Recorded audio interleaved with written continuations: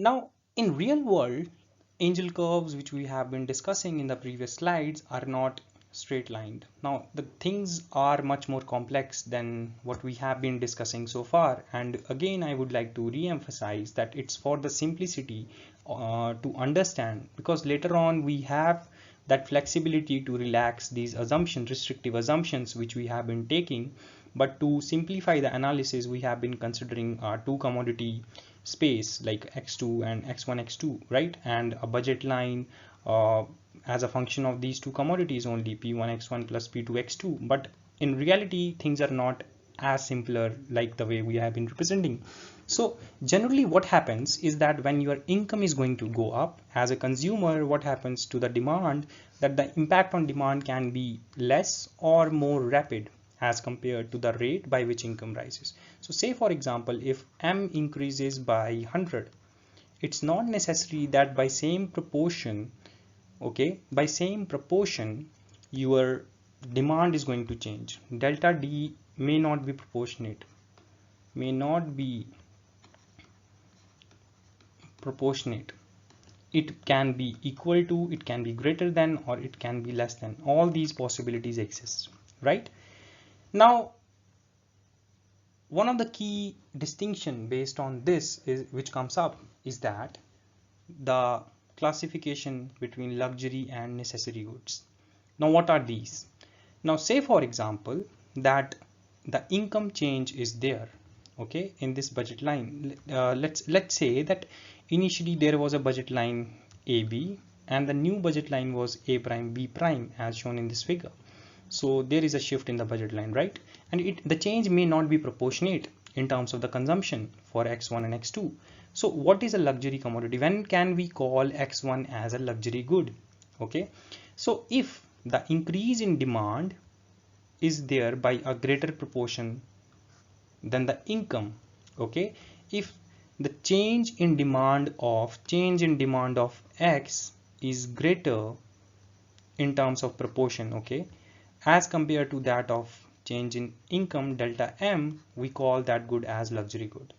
Now for the necessary good, it's opposite. That is, your demand for good, say for example if the demand for x1 it goes up by lesser proportion, okay, as compared to income, the extent of increase in income is greater as compared to the extent of change induced in the demand.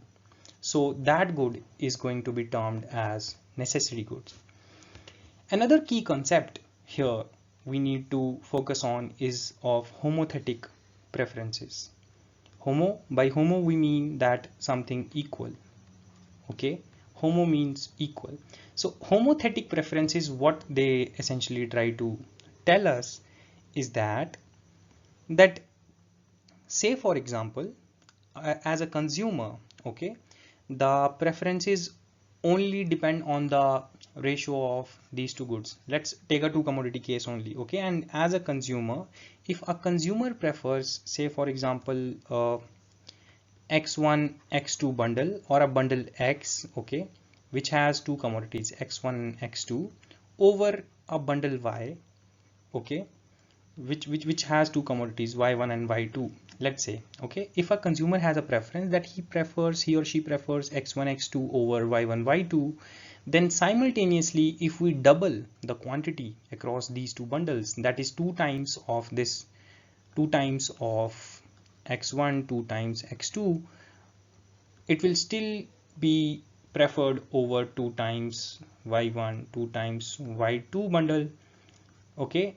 For any in general form it's written as tx and ty, that is for any bundle if it's being increased by t times, okay, and it's still, the preference remains in a way that the consumer always prefers bundle X comprising of x1 and x2 over the bundle which is comprising y1 and y2, even if it's also being multiplied by t times by the magnitude t, okay, still the preference remains same. So this is what the notion of homothetic preferences is, okay, and all the preferences which we have discussed so far, They are all homothetic, right? That's why we have been seeing a proportionate upward sloping graph for each case, right, across income.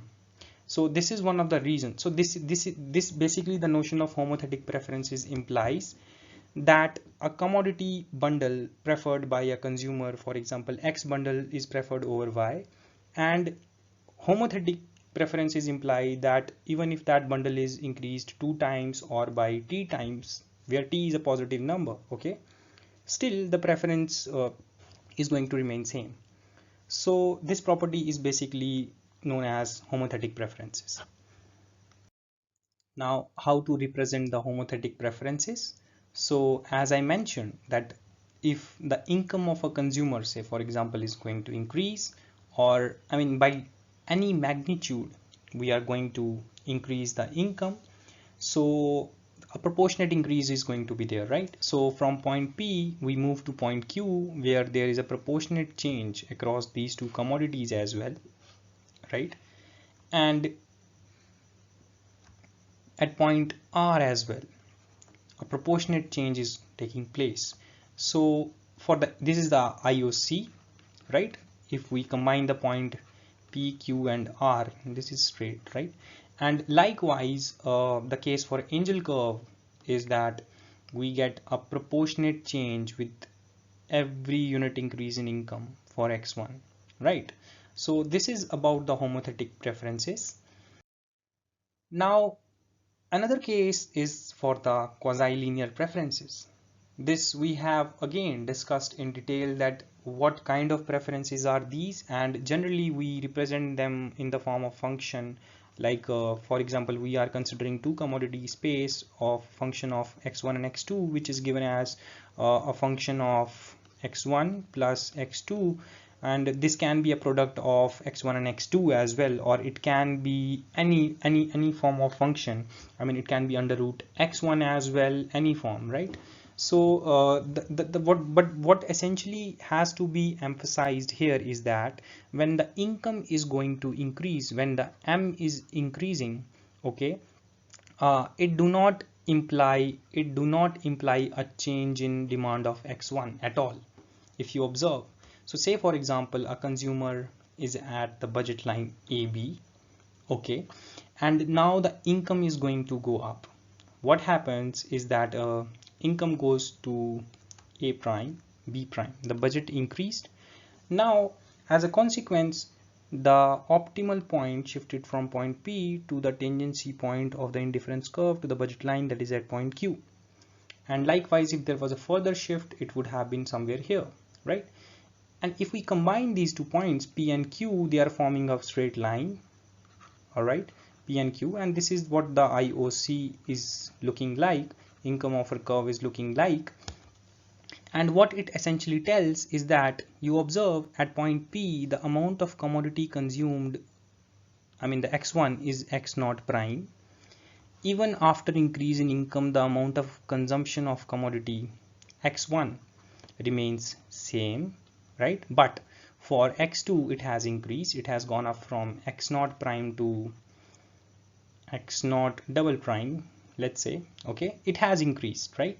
But for this it remained constant. Likewise, what happens in the angel curve is that up to a certain level of income,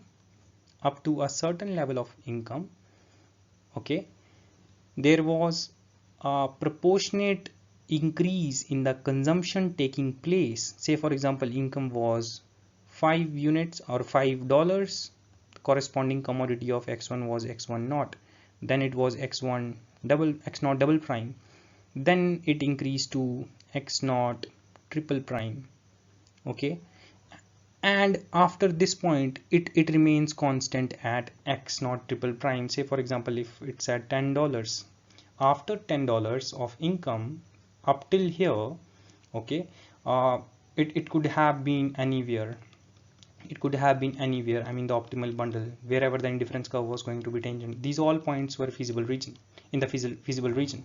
But once the income increased beyond AB budget line, what happened that beyond AB budget line, the quantity of X1 demand, the quantity demanded for X1, it remains constant. So which is being highlighted by this relation also, that as the income goes beyond this point, this is the point beyond AB, this is the point beyond AB, so it's going to remain constant, the consumption of X1. And for X2, yes, it has been increasing, so the graph for X2 would have been in this direction, right? So this is about the quasi-linear preferences. Now, so far we have discussed that what kind of impact of income change can be there on the consumer's demand function, right? And we have seen it through different examples of the preference mapping. Now we are shifting our focus to the impact of price change on the consumer demand. So now our key factor is going to delta P instead of delta M. So now let's begin.